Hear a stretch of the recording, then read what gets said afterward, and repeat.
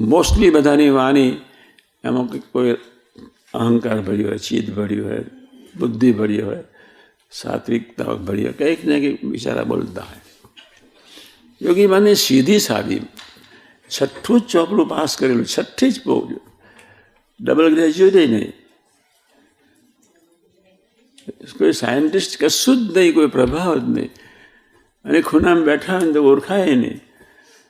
આ તો કાકાજીએ જે શરૂ કર્યું 52થી ભૂંગરું, આ સાધુ નથી, આ જોગી નથી, તમે માનો સેવા પુરુષ નથી, તમે તમારી એને સેવા કરી માના ભાવથી, આ જુદા છે.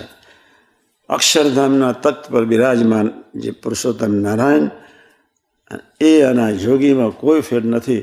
અને એવું ભૂલકું જ્યાં કાકાજીએ શરૂ કર્યું ત્યાર તો મૌન 55 સુધી રાગે પડ્યું. 3 વર્ષ પછી બધા જોગી જ કે જોગી આમ, જોગી આમ, જોગી આમ કર.